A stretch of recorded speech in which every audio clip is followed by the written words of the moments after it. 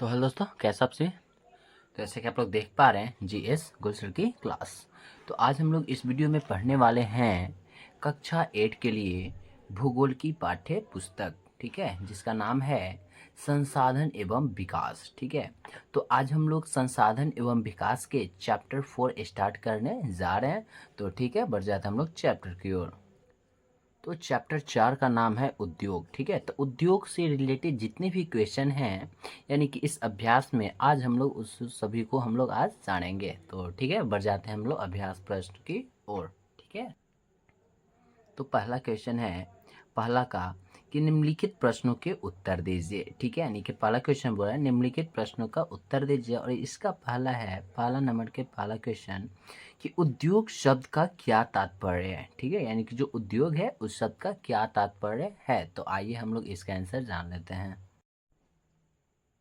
तो इसका आंसर है कि उद्योग का संबंध आर्थिक गतिविधि से है जो कि वस्तुओं के उत्पादन, खनिजों के निष्कर्षण अथवा सेवाओं की व्यवस्थाओं से संबंधित है। ठीक है, जो उद्योग है वो क्या है कि आर्थिक गतिविधि, ठीक है, आर्थिक गतिविधि है जो कि वस्तुओं का उत्पादन यानी क्या करता है, यानी उद्योग से क्या करते हैं हम लोग, किसी वस्तु का उत्पादन करते हैं। ठीक है, और खनिजों का निष्कर्षण करते हैं अथवा सेवाओं की व्यवस्थाओं से संबंधित है। यही तो हमारा उद्योग है। ठीक है, तो अब हम देख लेते हैं पहला नंबर के दूसरा क्वेश्चन। तुम्हारा अगला क्वेश्चन है, वे कौन से मुख्य तथ्य हैं जो उद्योग की क्या अवस्थिति को प्रभावित करते हैं। तो ठीक है, इसका भी आंसर हम लोग देख लेते हैं। तो इसका आंसर है कि कच्चे माल की उपलब्धता, भूमि, श्रम, शक्तियों के साधन, परिवहन और बाजार। ठीक है, यही कारण है जो उद्योगों की अवस्थिति को प्रभावित करने वाले कारक हैं। तो ठीक है, अब हम लोग देख लेते हैं क्वेश्चन नंबर 3। तो क्वेश्चन नंबर 3 है, कौन सा उद्योग प्रायः आधुनिक उद्योग का मेरुदंड कहा जाता है और क्यों। तो आइए इसका भी आंसर हम लोग देख लेते हैं। तो इसका आंसर है, लोहा इस्पात उद्योग को आधुनिक उद्योग का मेरुदंड कहा जाता है क्योंकि अन्य उद्योगों के लिए उनकी आधारभूत सामग्री जैसे औजार और मशीनों आदि लोहा इस्पात से बनी होती है। तो ठीक है, अब हम लोग देख लेते हैं क्वेश्चन नंबर 2। तो क्वेश्चन नंबर 2 है कि अंतर स्पष्ट कीजिए, है ना। ये दो जो क्वेश्चन है हमारा दो, इनका क्या करना है, अंतर स्पष्ट करना है। पहला है कृषि आधारित और खनिज आधारित उद्योग। ठीक है, यानी कि कृषि आधारित उद्योग क्या है, आधारित उद्योग क्या है, और खनिज आधारित उद्योग क्या है, इनमें हमको अंतर स्पष्ट करना है। तो आइए इसका आंसर हम लोग देख लेते हैं।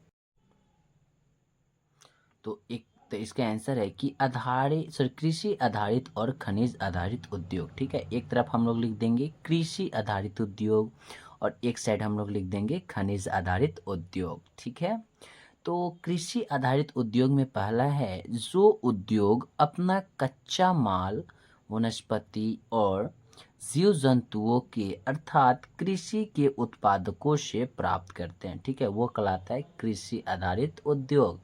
अगला है खनिज आधारित उद्योग, जो उद्योग अपना कच्चा माल खनिज अयस्कों से प्राप्त करते हैं, उनको कहते हैं हम लोग खनिज आधारित उद्योग। कृषि आधारित उद्योग में दूसरा है कि सूती वस्त्र उद्योग, चीनी उद्योग, चर्म उद्योग, डेयरी उद्योग आदि कृषि आधारित उद्योग के उदाहरण हैं। और ये खनिज आधारित उद्योग का दूसरा है कि लोहा इस्पात उद्योग इसका एक उदाहरण है। लौह इस्पात जो है उद्योग इसका एक उदाहरण है। तो इसका भी आंसर हम लोग देख लिए। तो अब हम लोग देख लेते हैं क्वेश्चन नंबर 2 का आंसर। तो क्वेश्चन नंबर 2 है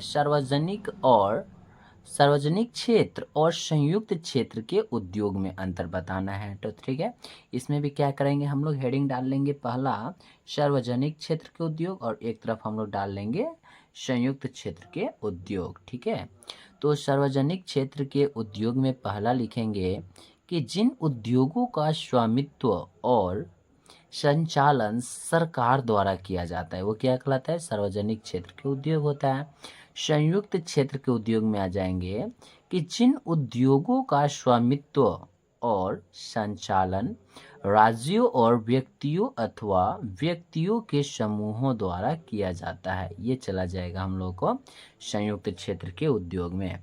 तो सार्वजनिक क्षेत्र के उद्योग में दूसरा है हिंदुस्तान एरोनॉटिक्स लिमिटेड और स्टील और क्या है अथॉरिटी ऑफ इंडिया लिमिटेड सार्वजनिक क्षेत्र के उद्योगों के उदाहरण हैं। और संयुक्त क्षेत्र के उदाहरण में आ जाएंगे मारुति उद्योग लिमिटेड संयुक्त क्षेत्र के उद्योग का उदाहरण है। तो आई होप आप लोग इसका भी आंसर बहुत अच्छे से जान गए होंगे। तो अब हम लोग देख सकते हैं क्वेश्चन नंबर 3 की ओर। तो क्वेश्चन नंबर 3 है, दिए गए स्थानों में निम्नलिखित के दो उदाहरण दीजिए। ठीक है, जो कच्चा माल है और अंतिम उत्पाद, तृतीय क्रियाकलाप, कृषि आधारित उद्योग, कुटीर उद्योग और सहकारिता, इनके क्या करना हम लोग दो उदाहरण दे देना है। तो पहला है कच्चा माल, इसका दो उदाहरण, पहला तो हो जाएगा हमारा गन्ना, क्या हो जाएगा? गन्ना। और दूसरा हो जाएगा लौह अयस्क। ठीक है, ये हो गया। दूसरा बोल रहा है अंतिम उत्पाद, तो अंतिम उत्पाद में हो जाएगा हम लोग का चीनी और इसका हो जाएगा इस्पात। ठीक है, अगला है तृतीय क्रियाकलाप। तो तृतीय क्रियाकलाप का दो उदाहरण हम लोग लिखना चाहें तो लिख देंगे, पहला व्यापार और दूसरा हम लोग लिख देंगे बैंकिंग। ठीक है, अगला है 3 कृषि आधारित उद्योग। तो कृषि आधारित उद्योग में पहला उदाहरण हम लोग लिख सकते हैं सूती वस्त्र और क्या लिख सकते हैं हम लोग? चीनी उद्योग, है ना? क्या लिख सकते हैं? सूती वस्त्र और चीनी उद्योग। ठीक है, चलिए, तो इसका भी आंसर हम लोग जान गए। पांचवा का है कुटीर उद्योग, इसका दो उदाहरण देना है। तो इसका दो उदाहरण दे देंगे हम लोग। एक पहला हो जाएगा टोकरी, है ना? क्या हो जाएगा? पहला टोकरी और दूसरा हो जाएगा हम लोगों का मिट्टी के बर्तन बनाना, है ना? क्या हो जाएगा? कुटीर उद्योग में टोकरी और मिट्टी के बर्तन बनाना। और अगला है 6 नंबर सहकारिता, इसके दो उदाहरण देना है। तो इसके दो उदाहरण हम लोग दे सकते हैं। पहल का दे सकते हैं आनंद मिल्क